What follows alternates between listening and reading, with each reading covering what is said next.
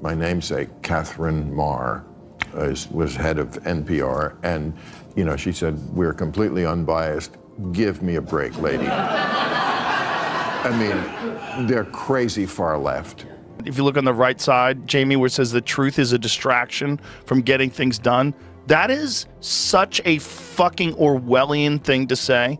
Click on that just so you can hear her say this, because it's so bananas that someone would say this out loud and not think it's... One of the most significant differences, critical for moving from polarization to productivity, is that the Wikipedians who write these articles aren't actually focused on finding the truth. Oh, no. They're working for something that's a little bit more attainable, which is the best of what we can know right now. And after 7 years there, I actually believe that they're onto something.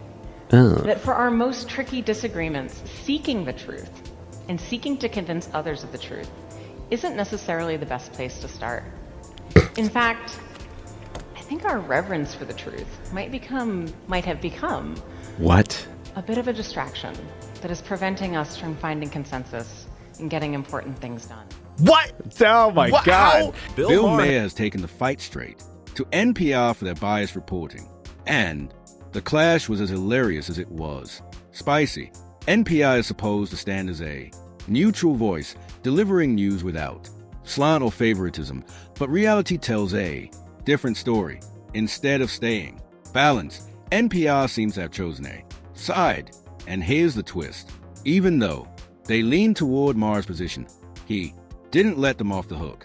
In classic Maher fashion, he slammed the outlet full, failing at the very job they claimed to uphold, and the takedown was nothing short of fiery.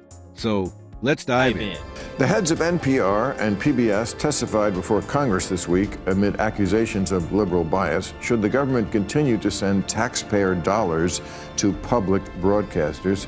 Well, a little background here. I mean, they've been after them the Republicans have wanted to get rid of PBS for as long as I can remember.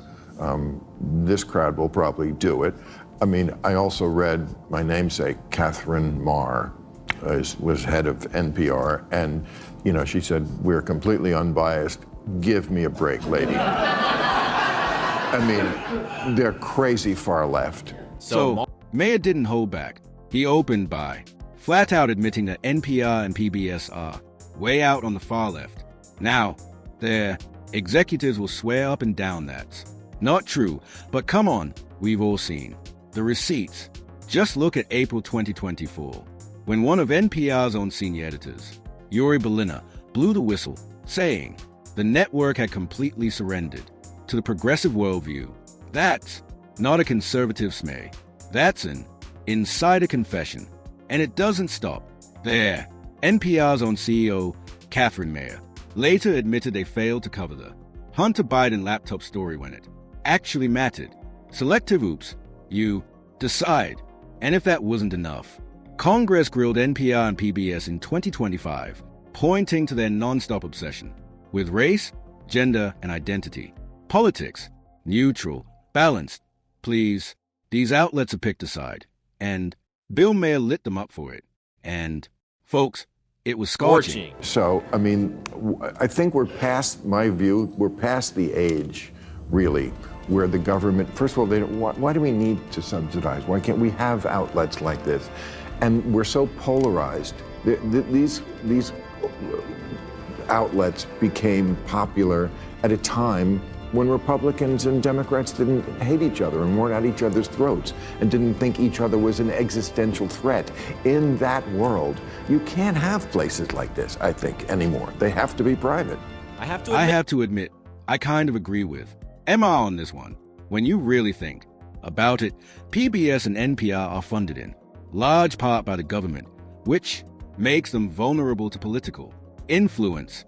Any administration, left or right, could quietly lean on them, shaping the narrative to fit their own agenda. That kind of setup creates a dangerous loophole where what's supposed to be unbiased reporting risks becoming state-approved messaging. And let's be honest, once an outlet relies on government sponsorship, it's only a matter of time before pressure turns into propaganda. Anyway, let's keep rolling the clip. I think Yuri Berliner ex-NPR employer, his piece this week, Whistleblower. where he said that they should just let go of the funding. I love NPR. I listen to NPR almost every day, have since 1975, when my parents used to play it in our Chevrolet Caprice when I was like 9 years old. I love it for its point of view, but since 2020, it has no longer been general. I remember in 2021, my then 9-year-old asked me, and of course she has no sense of context, I don't pump her full of things like this. She said from the back seat in a very different car, she said, "Daddy, why is it that NPR is always playing the same thing?" And I said, "What do you mean the same thing?" And I swear she said, now she doesn't have a vocabulary, but she said, "It's always about how somebody can't do something." And that what she was getting at was that. I wouldn't have said that about the NPR that I knew back in the day, and I wouldn't have said it 10 years ago, but that is what it is now. Yeah, I'm with Maher on this.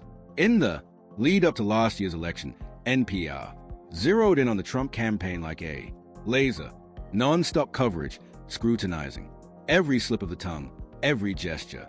Even NPR's own public editor acknowledged that a flood of criticism came in over how often Trump got airtime, or how his statements were replayed, corrected, and debated, or more, incessantly than many believed fair. But here's the twist. This Bare Eyes didn't always look like journalism digging for truth. It felt more like an effort to spotlight every misstep, amplify confusion, and turn up the pressure, especially on voters who hadn't made up their minds yet, if the goal was to spark dissection toward Trump among undecided folks.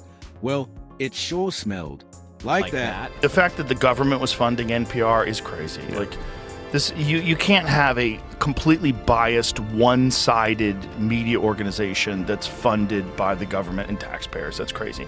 And they went over all the amount of people that were on NPR that were Democrats, and it's 100%. Yeah. It's like out of 87 people, it's 100%. So, look at the New York Times. Yeah. I mean, so that none of that should be a surprise That's to anybody absolutely who's But the New York who's Times is paying at half least of a Democrats privately really funded managed company. games Right. I mean, Right. it's like Tilt the playing NPR field in their relied favor. on tax Because having money, 80% and of there's this NPR's giant news outrage that the government's made up going of to defund Democrats it. is nothing short of shocking. Think about that for a second. This isn't some private outlet with a political agenda stamped on its sleeve. This is a news agency funded in part by the government and by taxpayers like you and me, with that kind of public backing. The bare minimum expectation should have been balance, a fair 50-50, split half Democrats, half Republicans, would at least guarantee a diversity of thought and perspectives. Instead, what we've got is a newsroom echo chamber, where one side dominates the narrative and the other is nearly shut out. That doesn't just skew reporting, it erodes public trust in journalism altogether. And am I calling it out only exposed just how deep this imbalance runs? At the end of the day, the reality is the internet exists. Yeah. And we don't need... You don't need to publicly fund something that's clearly biased when the internet exists. Right. You can get whatever you want. If you want to just absorb and consume only left-wing media, there's so much available. Right. You can go find it. But our tax dollars should not be going to that. No. And to be fair, if anybody wants to know what the hell's going on in the news, they can just listen to the President's Daily Brief podcast, frankly. Oh, your podcast. I'm good, Yeah. right? Yeah, that's your some. thing. Yeah, boy, I just stuck that in there. I can't find this fucking... Joe Rogan is absolutely right on this. 1. In today's world, the internet is everywhere, accessible to anyone with a phone, a tablet, or even the cheapest laptop you don't need to rely on government fund outlets or legacy. Media giants when authentic, unfiltered. News is just a few clicks away. The beauty of the internet is that it breaks the monopoly. You're no longer stuck with whatever narrative a handful of elite journalists decide to push. Instead, you can explore dozens of credible, independent sources, compare their coverage, and make up your own mind. Sure, you have to sift through noise and misinformation, but that's where discernment comes in.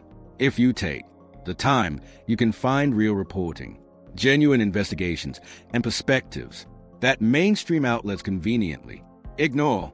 In a media landscape that often feels manipulated, the internet is one place where true balance and choice still exist. Show me a story here that it is. concerns you. That's fantastic. As far as the accusations that we're biased, I would stand up and say, please show me a story that concerns you, because we want to know and we want to bring that conversation back to our newsroom. And then all this fat phobia and its racist past and present. Some white people may choose thumbs up because it feels neutral, but some academics argue that opting out, what does that mean? Thumbs up signals lacks awareness about white privilege, akin to society associating whiteness with being raceless. What? God. What does that mean? Or how about how racism became a marketing tool for country music? Oh, yeah, that's a good one. God. Interestingly, NPR has always tried to wear the mask of neutrality, insisting time and again that they are not biased. But when you dig even a little deeper, the facts tell a very different story.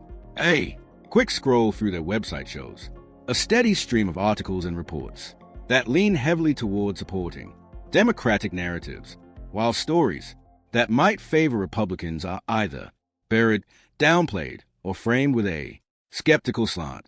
This pattern is, too, consistent to be accidental. So when Trump argues that NPR and PBS should be defunded, he isn't speaking out of thin. A, why should taxpayers foot the bill for a network that doesn't fairly represent the diversity of political thought across the country? If public money is going to be spent, then the public deserves balance, not bias. And right now, NPR has done little to prove it deserves that trust or that funding. Or that funding. If you look on the right side, Jamie, where it says the truth is a distraction from getting things done, that is such a fucking Orwellian thing to say. Click on that just so you can hear her say this, because it's so bananas that someone would say this out loud and not think it's... One of the most significant differences, critical for moving from polarization to productivity, is that the Wikipedians who write these articles aren't actually focused on finding the truth. Oh, no. They're working for something that's a little bit more attainable, which is the best of what we can know right now. And after 7 years there, I actually believe that they're onto something.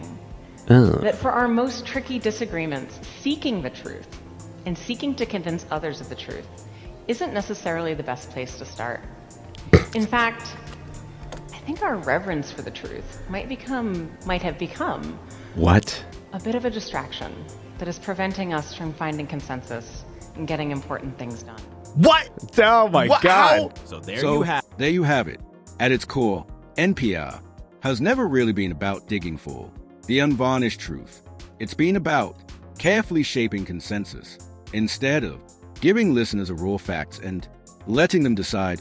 The network often frames stories in ways that guide audiences toward a preferred conclusion.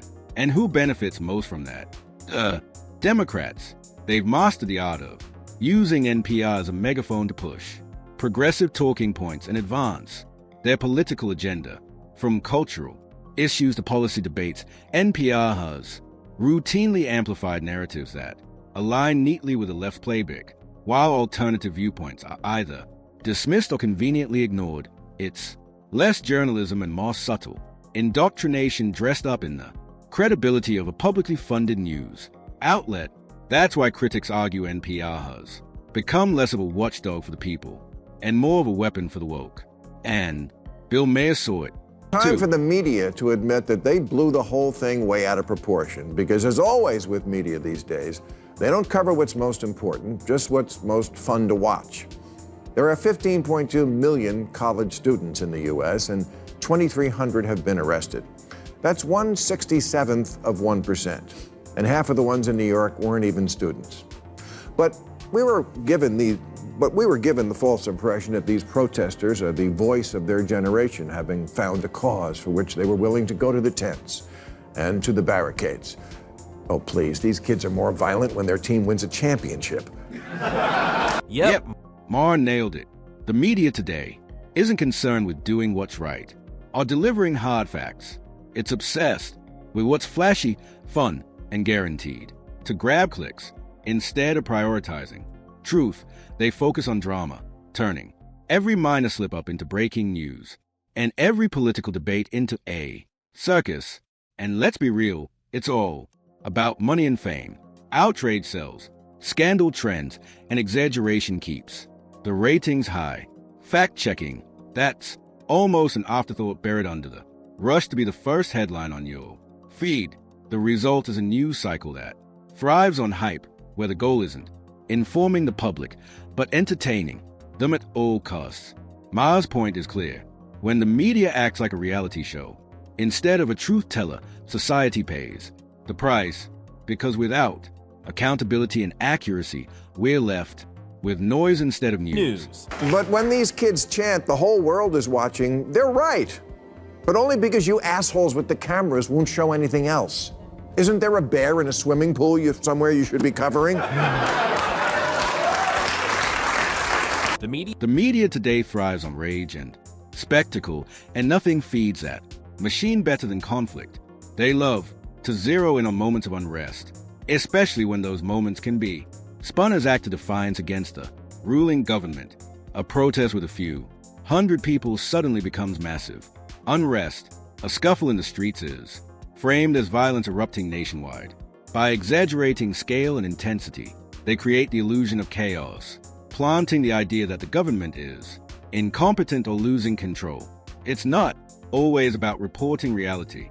It's about crafting a narrative that grabs attention and keeps viewers glued to the screen. Anger and fear sell far better than calm and stability. So the cameras zoom in on the shouting, the clashes, the most dramatic scenes possible. End result, a distorted picture where ordinary dissent is amplified into national crisis, all for the sake of ratings.